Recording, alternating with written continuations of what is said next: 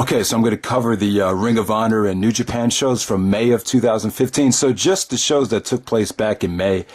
I'm not going to talk about the Field of Honor stuff yet because I haven't seen those shows in its entirety. So we're going to focus on May 2015, the Ring of Honor New Japan tour, which was excellent. You know, I really thought these shows came off great. There was really a lot.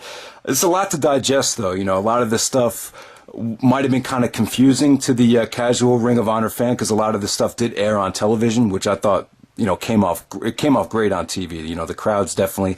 I really like what Ring of Honor is doing now with, you know, putting the DVD tapings on television because you're just getting so much. The crowds just feel so much more lively and hot for those, you know, television matches. So yeah, this is going to be a different kind of review. I'm just going to narrow the tour down to the top 10 matches from the tour. I'm not going to review these shows show by show. This would have been way too tough, you know, to review all 4 of these shows into one video. If you really wanted to give these shows a proper review, you would have had to review them show by show because it's just way too much to remember. To me, it was just way too tough to differentiate, you know, particularly the Michael Elgin matches. They kind of all felt like the same match to me. And there was just a lot here. There was just a lot to digest. A lot of the undercard stuff was strictly taped for television. So the shows were very, as full shows, I wouldn't say that any show was spectacular. But if you just narrow it down to like the 10 matches from the tour, there was just a lot of hot gems from this tour. It's that you should definitely check out. So let's start off the video like this. Top 10 matches from the tour, the War of the Worlds and the Global Wars New Japan ROH tour. Number 10, I'm going to go with the television champion Jay Lethal defending against Tetsuya Naito from Global Wars Night 1 for the television championship. This was excellent. This was definitely a great victory for Lethal. A nice momentum building win for Lethal heading in the best in the world. I thought him and Naito, you know, just great stuff. There's a beautiful German suplex sequence. I thought the Lethal injection came off great. So just a good victory for Lethal. I thought him and Naito worked really well. At number 9, we have Kyle O'Reilly again against Tetsuya Naito from War of the Worlds Night 2. Yeah, you know, it would have been nice to see O'Reilly paired against, you know, Tanahashi, Okada, or even Nakamura for this weekend. But the problem was, you know, at the time he was teaming with, you know, Bobby Fish with Red Dragon. So, you know, down the road, you could definitely do a lot more Kyle O'Reilly dream matches. This didn't get the kind of time that O'Reilly and Kushida got from the Best of the Super Juniors tournament, I believe, if we go that far back. But yeah, this was definitely a gem on the undercard, O'Reilly versus Naito. I'll put that number 9 on the tour. At number 8, I'm going to go with the Briscoes versus Okada and Nakamura, War of the Worlds Night 1. You know, this main evented a stacked show right here, and it was a mixed bag. You know, it took place in Philadelphia. The Philly fans were kind of lukewarm towards Jay Briscoe and just the Briscoes as a whole. You know, I think the Briscoes have kind of, you know, transformed themselves into more of a sports entertainment tag team. You know, they have a totally different style than they had in 2007. So the crowd was really into Okada and Nakamura. Once Okada and Nakamura hit their signature moves toward the end of the match, the crowd really woke up, and we just had a beautiful drop kick from Okada off the top of the turnbuckle. You know, Nakamura did some awesome knee strikes to get the victory. But the Briscoes had a tough weekend here. You know, I definitely think this was the weekend where I think Ring of Honor realized that they were going to take the title off of Jay Briscoe. So, yeah, good main event there, but it was really, you know, arguably the weakest main event out of all these shows. So that's good enough to be number 8, the Briscoes versus Okada and Nakamura. At number 7, we have the Kingdom versus the Bullet Club from War of the Worlds Night 2, which main evented the show. So, you know, we saw these two teams wrestle at Best in the World. A lot of people have expressed that they enjoyed their Best in the World match a lot better than this one. This was kind of a match to set up the Best in the World match, though. You know, the Kingdom, you know, kind of stole the victory here in heelish fashion. So you really wanted to see the Bullet Club avenge this loss at Best in the World. The most memorable spot of the match was the triple super kick on Maria. That just got a great reaction, and just a pretty awesome main event right there. So number 6, I'm going to go with AJ Styles and Adam Cole from War of the Worlds Night 1. I'll tell you, Adam Cole and AJ have tremendous chemistry. Their match from All-Star Extravaganza from 2014, one of the best ROH matches of 2014. And this was, in my opinion, this was even better than that. This definitely had a hot Philadelphia crowd. It came off they actually aired this as a main event on the television show. Cole just had some great counters to AJ Styles' class, and Styles had some, just awesome stuff from both of these guys. Great super kicks from Adam Cole. So Cole just really works well with Styles. Cole's kind of had some lukewarm matches in the past with a lot of the, ROH main event guys, but him and Styles just clicked together, man. And, definitely good enough to be the number 6 match of the tour. So that's Styles versus Cole at number 6 and number 5. Now, the top 5 matches right here, you could argue any one of them as being the match of the tour. You have Roderick Strong versus Kushida from War of the Worlds Night 1. This went on really early in the show, so it had a tremendously hot crowd. God damn, Kushida did some amazing counters to some of Strong's signature moves, particularly the backbreaker. Just really got his knees up and the kicks up right before Strong,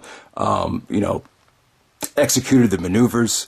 Just awesome stuff, man. I mean, this was so good. You could definitely argue this is the match of the whole tour. It's really tough to rank all of them. I would say that Roderick Strong was definitely the MVP throughout this whole tour. I mean, because Roderick, I believe because he doesn't have an ROH contract right now. I believe he's just wrestling per date. That's why he's able to wrestle as the PWG champion. There's a little bit more flexibility here. Strong they were able to book Strong with a lot of the bigger names from the tournament because they really weren't worried about Roderick losing. Like Jay Briscoe, for example, the ROH champion. They weren't going to book him against Nakamura or Tanahashi because they didn't want him to lose. So I just felt like that's how they booked Roderick Strong. They booked him like he was the best wrestler on the roster because there was really just a lot of satisfying dream matches with Roderick. And then we move on to number 4, Roderick Strong versus Nakamura from Global Wars Night 2. More excellent stuff here. A great dream match because, you always envision Roderick as being like a,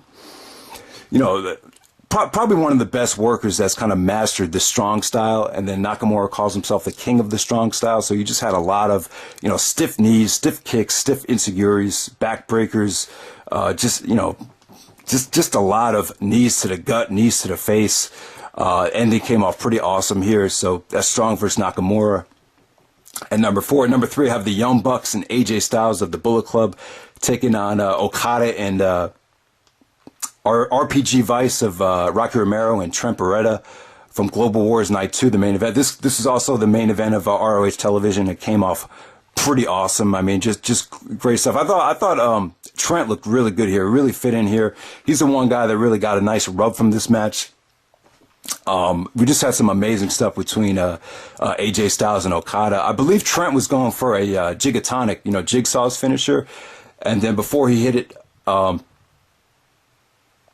believe Styles countered it into a Styles Clash, and then Okada drop kicks Styles as he's going for the Styles Clash, and then the Young Bucks do a double super kick to Okada. Just a beautiful sequence here. I just thought this flowed really nicely. Just an awesome 6-man tag match that over-delivered. And then on number 2, we have Roderick Strong versus Hiroshi Tanahashi, War of the Worlds Night 2. This told a great story. I mean, I really feel like because Tanahashi, he's kind of like the John Cena of New Japan. As we know, he's a well-established star. He's kind of where Roderick Strong is trying to get to. So I really thought the blade job and the blood really worked here. Roderick actually was bleeding from the hairline, and it just, I don't know, man. It just really brought a lot of life and tension to the match. I just thought this had great drama. Roderick's sick kick spot where Tanahashi kicked out, the crowd just exploded on the kick out. So just just great stuff between those two guys. You could argue any of Roderick Strong's matches from this tour was the match of the tour. And then at number 1, I'm going to go with ROH versus the Bullet Club, the 10-man tag match from Global Wars Night 1. So you had Roderick Strong, the Briscoes. I believe you had Raymond Rowe and what's the other guy's name? Hanson and Rowe taking on the Bullet Club of AJ Styles, the Young Bucks, Doc Gallows, and Carl Anderson. Incredible 10-man tag match here. I mean, just had epic spots. I would probably say Roderick Strong was the MVP here. You know, him and Styles just worked amazing together. The Young Bucks, a ton of super kicks. I thought the big men worked really well together. You just saw some vicious power bombs from Rowe and Hansen. And yeah, just a crazy spot, just a ton of fun. One of the funnest matches you'll see all year. This might have been the best 10-man tag I think ROH has ever done. They haven't done that many in the past, from my memory, but you know, just incredible stuff. The Briscoes actually got the win over the Young Bucks here to get the victory. But yeah, just great stuff. I would say that yeah, definitely Roderick Strong is the MVP of this whole tour. And, you know, definitely, I feel like Strong outperformed everybody from Nakamura to Tanahashi to just, you know, even AJ Styles. I just felt like, to me, he just came off like he was the hungriest, the most in shape. And, all of his matches just came off incredible. I mean, arguably the 4 best matches on the tour were from Roderick Strong. I mean, Roderick is having such a great year. You can make mixtapes, best of Roderick Strong from 2015. And I will be doing, by the end of the year, Roderick Strong's top matches of 2015 and the best matches of his career as well. Probably going to do one for Nigel McGuinness as well before the end of the year. But yeah, man, just check out the honorable mentions. You know, the one thing that disappointed me was Elgin's matches. I felt like all of Elgin's matches were just okay. It really had a disconnect with the crowd. Even in Toronto, in his hometown, there's just some kind of like disconnect and even a little bit of hatred for some of his matches. I thought the Elgin Tanahashi match was extremely overrated. Just a lot of botches. Just it just didn't get going until the last 2 minutes. I thought the last 2 minutes were good, but you know, probably Elgin's best match from the whole tour was against Kushida. I thought him and Kushida actually was pretty good. It almost made my list, but you know, yeah, I heard Elgin really turn things around in Japan when the G1 Climax tour started. I don't know. There's just some type of disconnect with Elgin and the American fans, and you know, I think a lot of people just feel like he's better suited to be out there in Japan. So I don't know what it is. I don't know where he lost the momentum, but yeah, guys, that's pretty much it. As far as the overall show scores, you know, they're pretty much all on the same level. I give all these shows at least an 8. I'll probably give War of the Worlds Night 2 8.0. Both Global War shows, I gave them 8.0. So they're all great shows. I just felt like there was a little bit too much filler on the undercards. If I were to get one show, if I were just to get one, I say you got to go with War of the Worlds Night 1, the very first show, because, you know, while the main event is probably the weakest out of the 4, you know, Okada and Nakamura and the Briscoes is still an excellent main event, but I mean, the undercard, you have Kushida versus Roderick Strong.